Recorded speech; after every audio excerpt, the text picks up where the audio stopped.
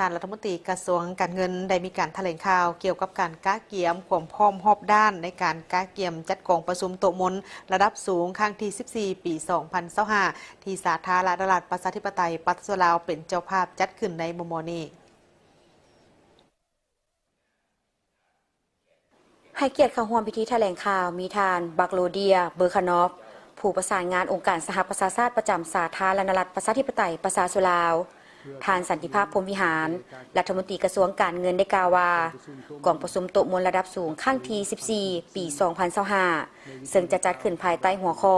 เพิ่มทวีการเป็นคู่ร่วมเพื่อการพัฒนาที่มีประสิทธิผลเข้าในการจัดตั้งปฏิบัติแผนพัฒนาเศรษฐกิจสังคมแห่งชาติ 5 ปีครั้งที่ 10 2026-2030 เพื่อพร้อมกันก้าวเข้าสู่การหลุดพ้นออกจากสถานภาพด้อยพัฒนาอย่างมั่นเทียง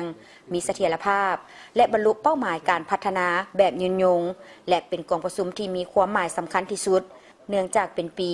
ที่จะได้ทบทวนและสรุปการจัดตั้งปฏิบัติแผนพัฒนาเศรษฐกิจสังคมแห่งชาติ 5 ปีครั้งที่ 9 และเกี่ยมพร้อมเข้าสู่การจัดตั้งปฏิบัติแผนพัฒนาเศรษฐกิจสังคมแห่งชาติ 5 ปีครั้งที่ 10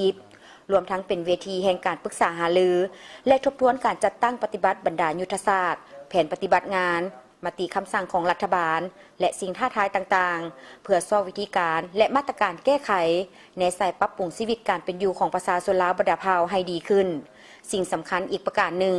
ก็คือการหลุดพ้นออกจากสถานภาพด้อยพัฒนาในปี 2026 กองประชุมโต๊ะมนระดับสูงครั้งที่ 14 ในวิธีดังกล่าวบรรดาผู้เข้าร่วมได้ความสนใจและเน้นหนักถึง 1. บาทเก้าอันสำคัญเกี่ยวกับอนาคตของการพัฒนาในสปป.ลาวโดยเฉพาะด้านการพัฒนาทรัพยากรมนุษย์ท่าแห่งประชากรหนุ่มและแรงงาน 2. การกำหนดแนวทางการพัฒนาของสปป.ลาวและบรรดายุทธศาสตร์ที่สำคัญของรัฐบาลรวมกับครูร่วมพัฒนาภาคเอกชนและองค์การจัดตั้งทางสังคมภายหลังการหลุดพ้นออกจากสถานภาพโดยพัฒนาและ 3. การประกอบส่วนในกระบวนการสร้างและจัดตั้งปฏิบัติแผนพัฒนาเศรษฐกิจสังคม5 ปีครั้งที่ 10 การเตรียมความพร้อมเพื่อหลุดพ้นออกจากสถานภาพโดยพัฒนาในปี 2026 และการจัดตั้งปฏิบัติแถลงการเวียงจันทร์ฉบับที่ 3 ซึ่งผลของการสนทนาดังกล่าวจะได้นำไปรายงานอยู่ในกองประชุมโต๊ะมนระดับสูงครั้งที่ 14 ที่จะจัดขึ้นในวันที่ 19 พฤศจิกายน 2025 นี้กองประชุมโต๊ะมนระดับสูงครั้งที่ 14 จะได้มีพิธีลงนามรับรองเอาแถลงการเวียงจันทร์ฉบับที่ 3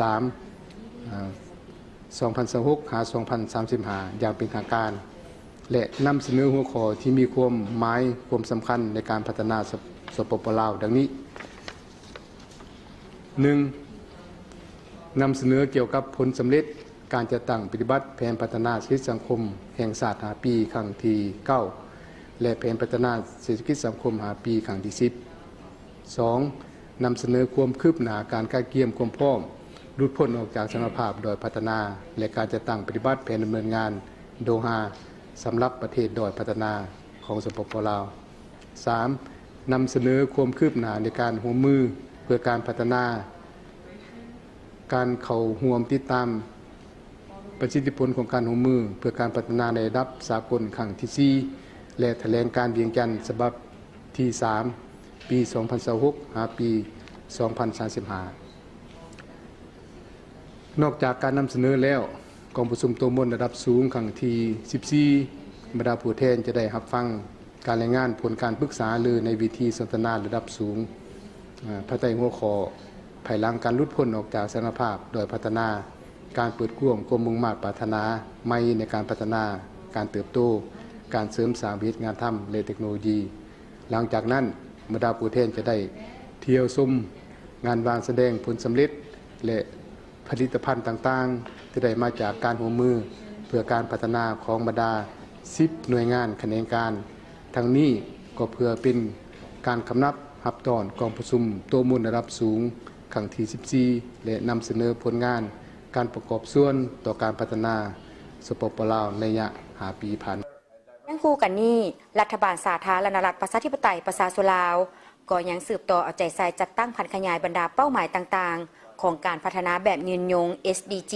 โดยเฉพาะการจัดตั้งปฏิบัติเป้าหมายที่ติดพันกับการปรับปรุงสภาพเศรษฐกิจให้มีความมั่นเที่ยงยืนยงในการพัฒนาประเทศรวมทั้งการจัดตั้งปฏิบัติแผนยุทธศาสตร์การข้ามผ่านของสาธารณรัฐประชาธิปไตยประชาชนลาวเพื่อออกจากสถานภาพด้อยพัฒนาปี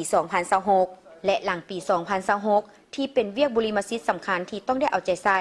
และในกองประชุมโต๊ะมนครั้งนี้รัฐบาลลาวจะเสื้อเสริญผู้แทนกองประชุมเข้าร่วมหลายกว่า500ทานในนั้นประกอบมีสภาแห่งชาติบรรดากระทรวงองค์การเทียบรวมทั้ง17แขวงและนครหลวงเวียงจันทน์บรรดาผู้แทนระดับสูงจากประเทศเพื่อนมิตรคู่ร่วมพัฒนาและองค์การจัดตั้งสากลทั้งมีสำนักงานองค์การตั้งอยู่และบ่ตั้งอยู่สาธารณรัฐประชาธิปไตยประชาชนลาวองค์การจัดตั้งทางสังคมภาคเอกชนสมาคมบ่หวังผลกำไรและภาคส่วนที่เกี่ยวข้องเติมอีก